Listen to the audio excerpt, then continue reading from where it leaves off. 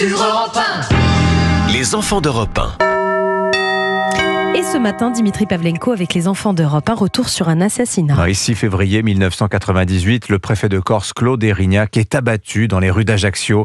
C'est le premier assassinat d'un représentant de l'État lors d'Autriche depuis la fin de la Seconde Guerre mondiale. Oui, dans l'histoire tourmentée du terrorisme en Corse, jamais on n'avait osé s'attaquer au plus haut responsable de la République. L'assassinat hier soir du préfet de Corse du Sud, Claude Érignac, a jeté la consternation. Il était aux alentours de 21h15. Ce soir-là, le préfet Érignac et sa femme quittent la préfecture pour se rendre à un concert. Claude Érignac conduit lui-même sa voiture. Il se gare près du théâtre et remonte la rue à pied. À 21h06, il est abattu et tombe à terre. 2 hommes l'attendaient, le visage grimé.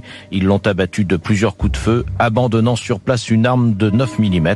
On sait depuis qu'il s'agit d'une arme volée à des gendarmes qui avaient été pris en otage en septembre, puis relâchés. La nouvelle se propage en quelques minutes. La télévision interrompt ses programmes. En Corse, les mouvements indépendantistes se livrent à l'époque une lutte sans fin contre l'État français qu'ils considèrent comme un État colonial. L'émotion dans toute la France est immense et c'est aussi la stupeur en Corse où se trouve le journaliste d'Europe 1, François Claus. Tous viennent dire leur écœurement ou leur colère. Le guet-apens de cette nuit, ce n'est pas la Corse. Ils ont franchi la limite, celle de l'intolérable, dira quelques minutes plus tard une jeune femme en lunettes noires. Le président de la République, Jacques Chirac, s'exprime dès le lendemain sur le perron de l'Élysée. L'assassinat du représentant de l'État en Corse est un acte barbare d'une extrême gravité. L'arme du crime est le seul élément matériel qu'ont les enquêteurs, aucune empreinte.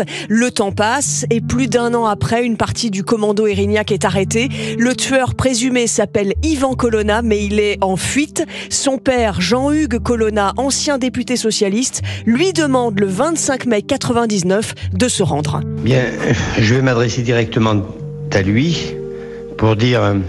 Ivan, je veux te dire et te répéter que je t'aime et que c'est pour cela, pour ton fils, pour toi-même, que je te recommande de te mettre à la disposition de la justice. La traque d'Ivan Colonna commence. Elle va durer plus de 4 ans avant qu'Ivan Colonna ne soit arrêté dans une bergerie du sud de la Corse. Merci Laure d'Autriche, réalisation François Demoulin. Il est l'heure de jouer.